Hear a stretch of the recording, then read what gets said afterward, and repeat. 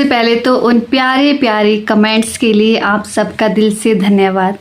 आपने इतना प्यार दिया है ना, मैं बता नहीं सकती।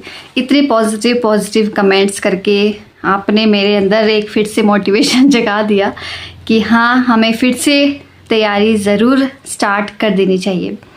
और हो सकता है कि आप लोगों के अंदर भी थोड़ा सा मोटिवेशन, चलो आपके अंदर तो पहले से होगा इसलिए आप बोल पाए हैं, है ना। मेरे अंदर तो ख़त्म ही हो चुका था मुझे लगा कि शायद अब मैं नहीं कर पाऊँगी स्टडी, मतलब मन ही हट गया था मेरा उस साइड से कि मुझे नहीं पढ़ना है, अब नहीं पढ़ना है। तो चलो भगवान ने कुछ अच्छा ही सोचा होगा, होप सो कि अच्छा ही हो। इतने सारे अच्छे कमेंट्स में एक कमेंट्स तो इतना गंदा भी आया था कि वो बोलने लायक भी नहीं है, लेकिन मैंने बोल दिया था उनको रिप्लाई करके कि ये लाइन आप अपनी मदर या सिस्टर को बोलना, फिर जो वो रिप्लाई करेंगे वो मुझे ज़रूर बताना। लेकिन मैंने उनको चैनल से ही हटा दिया है, रिमूव कर दिया, उसको हाइड कर दिया। तो ऐसे बेशर्म लोग भी मिलते हैं क्योंकि दुनिया बहुत बड़ी है। तो हो सकता है, मैं ये मानती हूँ अगर आपको ये वीडियो नहीं देखना, आपको लगता है कि हमें नहीं पसंद आ रहा है तो आप स्किप कर दो, सिंपल। आप इतने ज़्यादा एफर्ट्स लगाते हैं, कमेंट्स करते हैं और वो भी इतना गंदा, तो फिर बहुत दुख लगता है। अब दुखता है मुझे क्योंकि मैं इतनी भी बुरी नहीं हूँ यार, मतलब मैंने ऐसा क्या बोल दिया आपको जो आप इतना गंदे कमेंट कर देते हो, है ना। लेकिन चलो उसको छोड़ो लेकिन ये वीडियो है आप लोगों के लिए जिन्होंने मेरे लिए इतने प्यारे कमेंट्स किए। मतलब मेरा दिल भर आता है, कई बार ऐसा लगता है कि क्यों मैं फिर वो व्लॉगिंग वाली में चली गई कि आज कुकिंग का देख लो, आज वो देख लो, ये देख लो, है ना। क्यों मैंने शॉर्ट्स बनाने में टाइम वेस्ट कर दिया अपना। मुझे लगता है कि मुझे यहीं पे ही टिके रहना चाहिए था, टीजीटी के लिए ही। और मुझे लगता है कि आप लोग मेरे लिए काफ़ी ज़्यादा लकी हो। मैं पता नहीं आपके लिए हूँ कि नहीं हूँ मैं क्या सोच सकती हूँ, लेकिन आप लोग बहुत ज़्यादा लकी है मेरे लिए। क्योंकि जब मैं ऐसे होती हूँ ना उदास कि अब नहीं मैं कर सकती, मेरे बस का ये नहीं है, मैंने स्टडी छोड़ दी थी मैंने, और मेरा रैंडमली ऐसे मन किया कि मैं फिर से टीजीटी पे एक वीडियो बनाती हूँ। और मुझे उम्मीद तो ज़ीरो थी कि आप लोग फिर से जितने पहले थे, मतलब 5-6 महीने पहले जैसे आप लोग थे, सेम एज इट इज़ वैसे ही सब्सक्राइबर्स आए और वैसे ही व्यूज़ आए, वैसे ही आप लोगों ने प्यार दिया, कमेंट्स करे, लाइक करे। उफ़, मैं क्या बोलूँ, उसके लिए मेरे पास शब्द नहीं है। आप लोगों का बहुत ज़्यादा शुक्रिया, थैंक यू सो मच। तो फिर अब मेरे अंदर है थोड़ा सा कि मैं स्टडी करूं, और ऐसा नहीं है कि मैं सिर्फ एक ही अब स्टेट की तरफ रहूँगी। मैं चाहूँगी कि हम अदर स्टेट की भी वैकेंसीज़ को फॉलो करें। तो मैं किसी और स्टेट के बारे में सोच रही हूँ कि मैं वहाँ का देखती हूँ भर के, क्योंकि हिमाचल का तो हमने देख लिया ट्राई करके कि कैसा हाल है। लेकिन हाँ, हिमाचल को भी नहीं छोड़ेंगे इसकी भी स्टडी करते चलेंगे और जो भी वैकेंसीज आती रहेगी। सबसे पहला मेरा तो ये होता है कि मुझे एग्ज़ाम सेंटर कौन लेके जाएगा। मेरे को ये प्रॉब्लम हो जाती है कि मेरे साथ कोई नहीं जा सकता, सबके अपने अपने काम हैं, सब अपनी लाइफ में बिजी होते हैं, कौन इतना टाइम निकाले और फिर मुझे वहाँ एग्ज़ाम सेंटर तक पहुँचाए, है ना। ऊपर से इतना पे, जो भी है, ये मेरे को टेंशन हो जाता है पहले ही। तो फिर इसी वजह से मैं CTET भी नहीं दे पाई। मैंने 2 बार ट्राई किया था, फिर वो पता है आपको, मैंने पहले भी बताया था, है ना। तो मेरी फ्रेंड थी, वो मेरे साथ जाती थी बेचारी, हम दोनों मतलब साथ में जाते थे। तो उसके बाद तो फिर मेरा ऐसा होगा कि अब मैं नहीं, उसका पास हो गया था वो, लेकिन मेरा नहीं हो पाया था, 1-2 नंबर से रह गई थी मैं। तो फिर मैंने सोचा कि अब मैं कैसे जाऊंगी अगली बारी। ऐसा हो जाता है ना, हम किसी और को भी कितना बोलेंगे कि आप लोग हमारे साथ चलो। किसी के पास फालतू टाइम नहीं होता है हम लोगों के लिए कि वो बिल्कुल फ्री बैठे और जब बोला चल दिए, तो ये चीज़ भी नहीं होती है। तो ये सारी चीज़ें मुझे ध्यान में रखनी होती है। लेकिन हाँ, अब मेरे अंदर है थोड़ा सा कि मुझे स्टडी कर लेनी चाहिए। और किसी ने मेरी एज भी पूछी थी कि आप अभी आपकी एज कितनी है, तो मैं शायद वहाँ रिप्लाई नहीं कर पाई। तो हाँ, मेरी एज अभी है 29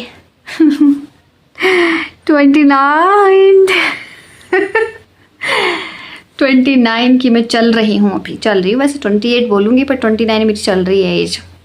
तो फिर ऐसा है दोस्तों, इतने बड़े हम हो चुके हैं, पता नहीं चलता किसी को कितने हैं। एक दिन में यही हमारी दुकान में काम चला हुआ था, तो मैं शॉप में गई नीचे, तो बोलते कि बेटा आप स्कूल नहीं गए। तो मैंने बोला उनको, मैंने सोचा ये ऐसे बोल रहे होंगे कि भाई आप टीचिंग नहीं करवाते हो ऐसा। मैं सोचा उनको पता होगा, वो मेरे मामू ही थे, मतलब दूर के थे पर हाँ। तो फिर मैंने बोला कि नहीं गई मैं स्कूल। तो उन्होंने बोला कि छुट्टी थी आज। तो बेचारे, तो मैंने बोला कि मैंने स्कूल छोड़ दिया। तो बोला क्यों, कितनी क्लास से स्कूल छोड़ा? तो मैंने बोला मैं स्कूल में पढ़ाती थी, मैंने वो छोड़ा। तो ऐसे से भी होता है हम लोगों के साथ। जो 90s वाले होंगे उनको पता होगा, ये 96, 97, 98 ये तो बिल्कुल ही मेरी सिस्टर भी हैं, तो वो सब ऐसे ही लगते हैं कि जैसे ये 10th में, +1 में, +2 में पढ़ते हैं। तो उनका मतलब यही था कि आप +1 में छोड़ा आपने या +2 में छोड़ा। तो ये गैस उन्होंने किया। तो मैं हैरान हो गई हैं कि मैं इतनी छोटी लगती हूँ क्या इनको। तो देखने में छोटे यार हम, लेकिन हाँ एज बहुत ज़्यादा हो चुकी है, तो फिर अब क्या कर सकते हैं ना। ये भी प्रॉब्लम हम लोगों के साथ साथ में चलता है। मुझे आप लोगों के साथ बातें करना बहुत ज़्यादा अच्छा लगता है, मतलब एकदम से माइंड को रिलैक्स सा मिल जाता है। मुझे लगता है कि जो बातें मैं अपनी फैमिली के साथ शेयर नहीं कर सकती, अपनी फैमिली को नहीं बता सकती, और वो मैं एक कैमरा ऑन करके आप लोगों को सारी चीज़ें बता देती हूँ। उससे थोड़ा मन भी हल्का हो जाता है, और हो सकता है कि आपको भी थोड़ी थोड़ी बातें मेरी अच्छी लगती हो। अगर नहीं लगती हैं तो आप भी मेरे वीडियो को स्किप कर सकते हैं। ऐसा कोई ज़बरदस्ती नहीं है कि आप आएँ और वीडियो को पूरा ही देख के जाएँ, ऐसा कुछ नहीं। अगर आपको पसंद आती हैं तो डेफिनेटली आप ज़रूर पूरा वॉच कर सकते हैं। मेरी बातें तो ऐसी ही होती है।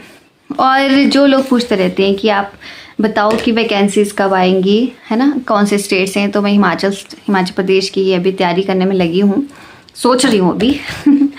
और पूछ रहे हैं कि पंजाब, शायद पंजाब की पूछी थी किसी ने ना, पंजाब का वो कब आएगा, तो फिर टीजीटी कब आएगा। तो फिर मैं ना इस चैनल पे, आई एम सॉरी, मैं इस चैनल पे ऐसे अपडेटेड चीज़ें नहीं डालती हूँ। अगर आपने पहले से चैनल देखा है, आपको पता होगा कि ये वैकेंसी आ गई, वो वैकेंसी आ गई, है ना, या फिर कब आएगी, क्योंकि मैं फेक नहीं बोलना चाहती है कुछ भी कि कब आएगी कब नहीं आएगी, क्योंकि जो चीज़ मुझे नहीं पता मैं वो बताना भी नहीं चाहती। यहाँ होती है सिर्फ मेरी बातें और मेरी लाइफ एक्सपीरियंस और टीचिंग से रिलेटेड बातें। हाँ, कि हम आगे और क्या क्या कर सकते हैं। और यहाँ मैं आती हूँ स्पेशली आप लोगों के लिए, आपकी राय पूछने के लिए, और आप लोग मुझे बेस्ट सजेशंस देते हैं, हमेशा से आपने दिए हैं। और अगर आप देखोगे मेरा चैनल पूरा खोल करके, तो आप देखोगे कि मेरे चैनल पे कोई ज़्यादा ग्रोथ नहीं है। ऐसा नहीं है कि बहुत ज़्यादा सब्सक्राइबर्स हैं, मैं बहुत ही बड़ी यूट्यूबर बन चुकी हूँ, ऐसा नहीं है। बहुत ही लिमिट है, बहुत ही कम है, लेकिन फिर भी मुझे ऐसा है कि हाँ मुझे वीडियो बनानी है। पता नहीं क्यों एक लगाव सा है इस चैनल से, क्योंकि आप लोग हो इतना प्यार देने वाले। और ये मैं दिल से बोली, और जो लोग मुझे पर्सनली जानते हैं उनको पता है कि मेरे दिल में जो भी होता है मैं बोल देती हूँ। मतलब मैं फेक बिल्कुल नहीं रहना चाहती कि मैंने बोला कुछ और मेरे दिल में कुछ और है, इस टाइप का। ये मुझे नहीं पसंद। जो मेरे दिल में है मैं वो बोल देती हूँ। शायद किसी को बुरा भी लग जाता है कई बार, और किसी को बहुत ज़्यादा अच्छा भी लग जाता है। तो मैं आज स्पेशली इसीलिए बोलने के लिए आई थी कि हाँ दोस्तों, अब मैं फिर से तैयार हूँ, वो भी आप लोगों की वजह से।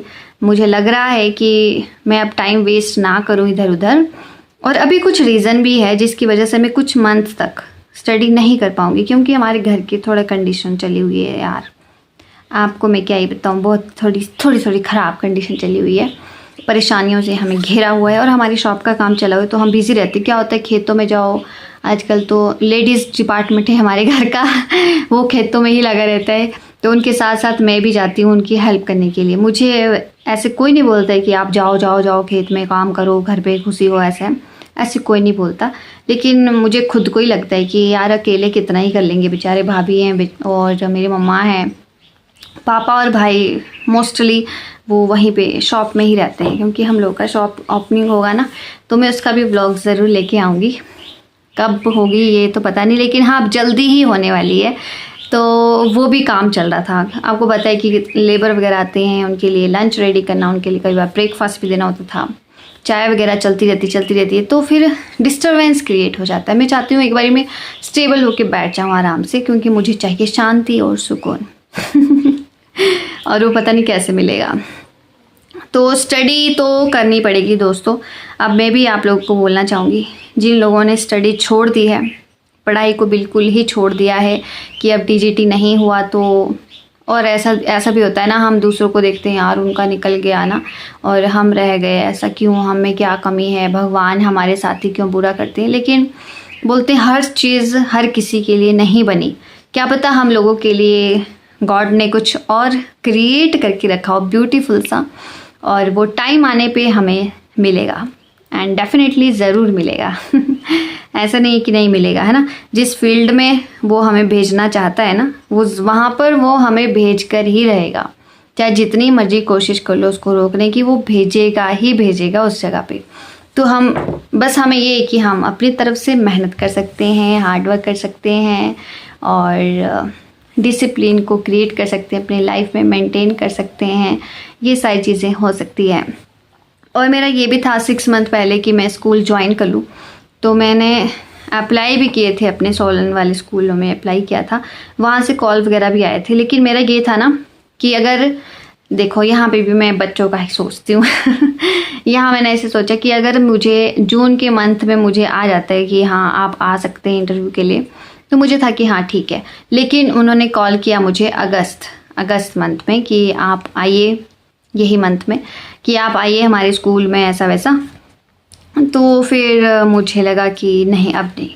उसके पीछे रीज़न ये था कि चलो दूर भी है, किराया वगैरह उतने में ही पूरा हो जाना है, और ये था कि अब बच्चों का फ्यूचर ख़राब हो जाता है कि क्या पता मैं दिसंबर में छोड़ दूँ, क्या पता मैं जैन में छोड़ दूँ या फिर नवंबर में स्कूल छोड़ दूँ किसी रीज़न से। ये मेरे मन में था, मतलब चल रहा था माइंड में। तो मैंने सोचा कि नहीं, बच्चों पे बहुत ज़्यादा ये चीज़ें इम्पैक्ट करती हैं, बहुत ज़्यादा इफेक्ट होता है इस चीज़ का।